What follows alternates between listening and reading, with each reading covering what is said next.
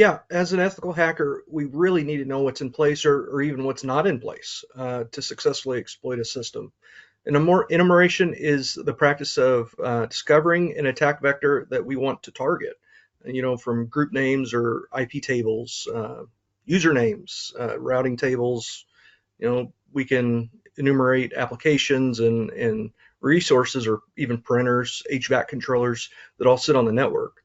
So in industry, everything's network connected anymore. So the amount that can be enumerated or that we need to look into just keeps exponentially growing. And fortunately for ethical hackers, it gives us a lot more work to do.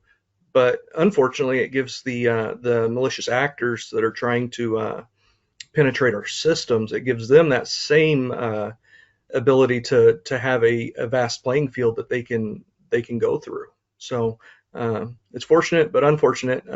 It helps us a lot. On the most basic level, persistence is key in this. Just because it didn't work this time doesn't mean it's not going to work next time, or even on the same project. Uh, Maybe a character was typed wrong. Just if you don't get good results, don't give up on it right away.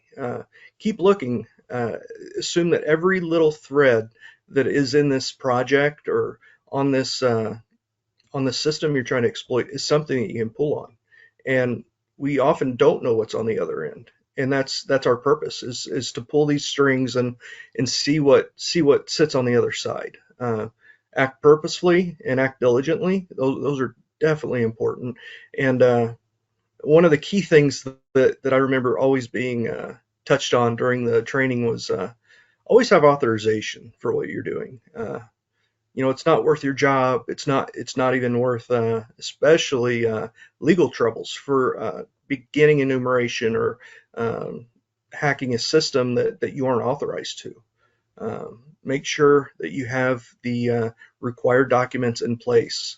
That's It'll save you in the end, and it'll keep you out of trouble.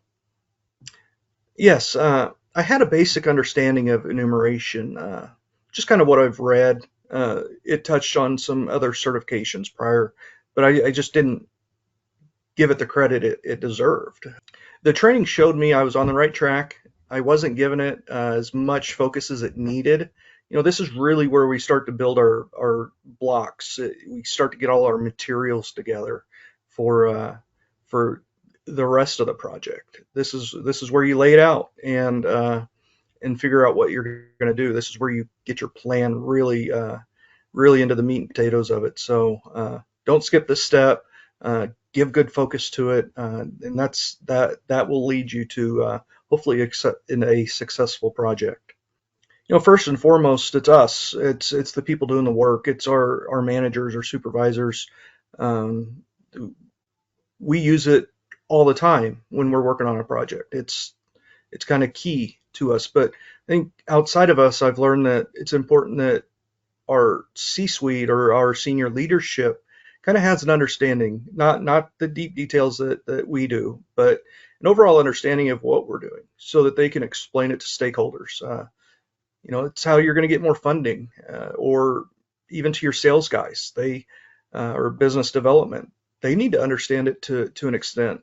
Not that they're going to do it, but that they can sell that customer and maybe you come to another project that you get to work on.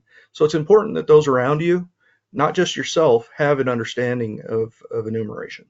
Don't be defeated easily. That's key. We don't want to give up on a project just because it didn't work the first time or a task.